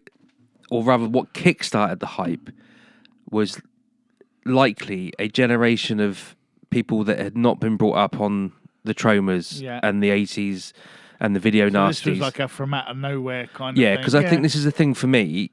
And because my dad watched this when it first came out and kept talking about it, but he would never have watched that, you know, Tromas and all that sort. I keep saying I can't in my head now. I can't think of any of the other sort of genres of film, but he would never have watched Toxic Avenger or anything like that. So when he saw this, he was like, not shocked and outraged isn't the right word, but he was just like, he'd never seen anything like this. Because this was a mainstream. Like if it was at a video shop, no one would have picked it up. But it was on Sky Movies. Exactly. That's how my dad watched it. I would have, yeah. And people would have gone, "Oh, it's on Sky. It must be." Yeah. So he'd never seen anything like it, and that's why he was like pissed himself laughing and kept talking about it for weeks. But because we were brought up on that stuff, that's why I don't find it as shocking or as good as it could have been. But maybe if you'd have erased my mind and I'd never seen Toxic Avenger or any of those, Taxi Thingamajiggy or whatever, any of that stuff, Sergeant Kabuki Man, NYPD, then maybe I would have given it a higher score and it would hold. I'd have enjoyed it more. Sorry, that was no something I meant to mention earlier and forgot. Go on then. Okay. For me, again, I think it. I forgot what I was going to say now. Similar to what you were saying, really. I think it brought that genre from an independent video store kind of level to a mainstream audience. And again, like similar to what you're saying, you know, it was something that a lot of people probably would have ignored initially, but because it was on channels and services that people watched it and were like, what the hell's this? And maybe it's opened doors for other things to either backtrack and, you know, explore the Tromaverse or other things like that, and maybe opened the doors for like other filmmakers of that sort of thing coming up and thrown the rope back over the wall to maybe pull a few more people up. I mean, the follow-up he did to this is called An Evening with Beverly Loughlin, and it's about a psychic medium, and all of these guys are in it again, but it's also there's a lot more famous people. It's got the big dude from Hot Tub Time Machine. Oh, well, I know you mean. I don't know his name, but I know you mean. Now. I'm not going to say it because I'll get it wrong. But it's a lot more people have come on board to work with this guy because they liked it. So I think there's a third film in development, or no, I think he did a TV series or something. Because I was looking it up, and you know, so he's developing his style as he's going along as well. He's an English director as well, and I think it's one of those sort of I think in a kind of film studies media kind of way, I think it's a sort of a landmark film. I don't think it I is. think in a roadmap of like that's when that started to happen. Not saying this film is the landmark, but I think it will be when the Greasy Strangler came out. Because of that, we started to get these, and we started to get these Potentially, and but I don't think it's not going to hold up like your Tromas and your. oh yeah, no, I think Video well, I say, nasties. but he's doing other things after that as well that are being highly praised. But I think it's that kind of. I'm trying to think if anything, like say you had like Psycho Ape and stuff that's come out since then, which is a lot less budget than this, but people are queuing up to see it at film festivals at midnight. It's that thing again, the showgirls type thing, where people are, and I think it's brought more people, made more people aware of that kind of genre of film, and brought that more. So I think that's why it's more of a landmark sort of thing in that way. Because like I said, like your dad might now go, oh, if you liked Greasy Strangler. Greasy Strangler, about to say Psycho Ape, then you might like this, and he might watch that now, whereas before he might not have done. Yeah. And it's that kind of, rather than the film necessarily being a seminal piece of work, although there are some nice moments in it, I think in that way it's kicked a door down a little bit between mainstream and Well, I hope that's the indie, case. I mean, yeah. anything that knocks Marvel, Mission Impossible, and James Bond out of the fucking cinemas is a good thing for me. Well, we'll see what happens. I don't think this is ever going to knock them out, is it? Let's face it. Not But- that film, but I get But that said, I think Brett's thread. It's catchy in its own ways. The hootie tootie disco cutie, the bullshit artists, and I just never want to cook food like that ever. That was the bit that disturbed me the most. Was when they were doing the food. It was just I feel it now. But I'm gonna go for. I think it has over time because it's nearly 10 years now. I think I would have gone an 8 or a 9 back then. I don't know you. But I think now, over time, and seeing the impact a bit later, and that I'm going to go a strong 7. You're such a twat. Seriously. So, thank you for allowing me my independence and own opinion. Honestly, Jesus. I don't know you. I just explained my reasons. Yeah, but it's all wrong, isn't it? You like Time Bandits. Yeah, but so did more than 4 other people in the world. Name them. Damien, That's 1. me as a kid, And my cat doesn't count. does count. Okay, where does that put it on the scoreboard? Okay, Damien? so that puts it at number 40. Okay, what's above and below? So above it is extra. So this Greasy Strangler came out with 16.5. Extra also came out with 16.5. And immediately below that, at 15.8, randomly, is Mystery Men. Oh, really? Yeah. Oh, fuck. I want to change my score. No, it's too late now. You've given it a score. -3, I said. what was above it? Just above it was Extra. And then above that is Life Force. Jesus Shows You the Highways even higher. It's 17. Jesus shows you the way to the highway. That's the one. I've only put Jesus Highway here because I couldn't be bothered to write it all. But I mean, it's coming above Hear No Evil, See No Evil, Masters of the Universe, The Gate, Beastmaster, Tron. See, and that's why you two should feel ashamed. I don't feel ashamed. I don't at all. I don't dislike this. I mean, let's say I don't dislike it at all. But what knocks it down for me is I just felt it was too much trying to be something that Trying it too hard to bring it to. didn't need to do. It could have been its own thing. Well, anyway, Paul, you've expressed your disgust at this week's choice, but now, as our Graham once said, the decision is yours. Yeah, so... Scrape the grease off and give us something clean. So I had to think about this one. I had a few choices. And I've chosen this one because I remember watching it with my dad, and he loved it. I loved it as a kid. It's not the champ, is it? Oh Oh, God, God, no. we're never doing that. Emotionally, I don't think I could take that a week after the Greasy Strangler. No, but I thought I'd go for something different. It was directed by Norman Jewison. a multi-award winner and proper awards, not Greasy. Not Kansas City Film Festival. Yeah, a late night film festival for weirdos. Leave those Saturn Awards alone. Yeah, Academy Award winner, Emmy Award winner.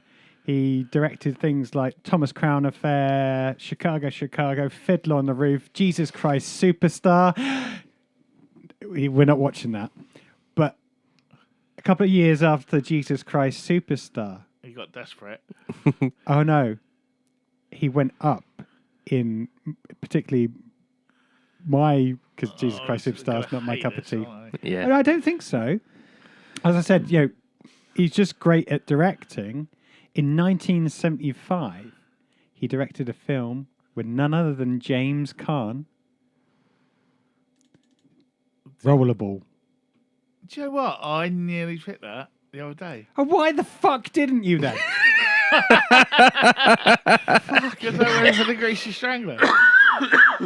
Yeah, so Rollerball, 1975, James Caan. I'm not going to lie, my hindsight of this is all good things. But I want to do this to see if my memory of the film, like Tron, still stacks up today, and whether it's worth its cult status. Okay, It's available on Apple TVs. I think it's on Prime. I have it on Blu-ray. Of course you do. But for other people that may not have it on Blu-ray, it's on streaming services to rent for about the normal, which probably $3.50 or something.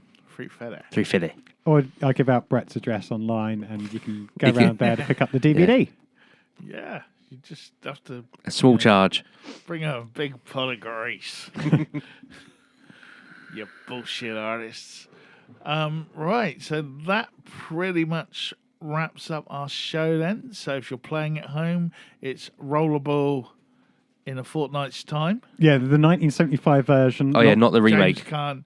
Oh, yeah, there was, wasn't there? Yeah. I actually forgot Early that. 2000s, 20 odd years It ago. was the dude from American Pie, wasn't it? The tall one. I never watched it. I didn't want to watch it. I did watch it. Ox? I want to say ox or moose or something. The tall one. He was in... We can talk about that next in time. I'm 5'7". Everyone's tall to me, Brett. Let's talk about that next time. Yeah, he was in... Don't start Flash. stealing the thunder. Yeah, you're right. Okay. Bullshit artist. You're a bullshit artist. So to wrap it up... See, that's what I'm saying. If we'd have all watched it stoned, the next day we'd have been laughing at it. Potentially. Dear. I feel you're more angry at the film because you didn't have drugs than you are the film. As I said, I think if this was released in the late 90s, I can't believe we're still talking about it, but if this was released in the late 90s... You just brought it back up.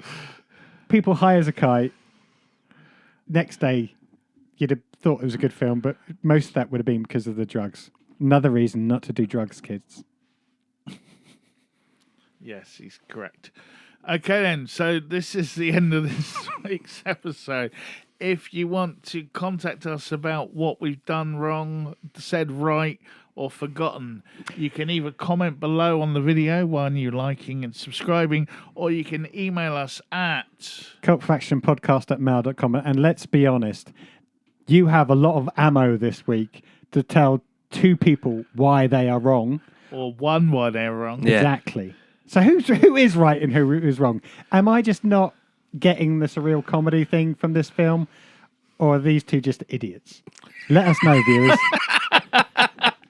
And if you want to stay up to date with some of the major things that might be happening, you can go to... Sorry, I've just nailed in my head my choice when it's my choice. And I can't wait. Oh, God. Sorry, what was that? What's the mothership? Our mothership is cultfaction.com. Right. So With the W's at front, if you want to be pedantic. The http://www.cultfaction.com. Do you remember when they used to do that? Yeah. http:// that's the one that goes that way. Yeah. You should explain it. I feel like Clive Dunn is with us. So anyway, that is the end of this week's episode. So it is a goodbye from me, Brett Summers. It's a goodbye from me, a distraught Paul Hawkins. It's a goodbye from me. Loving it, Damien Hicks. We're off to find some hootie tootie disco cuties. No, I'm not. And we'll see you bullshit artists later.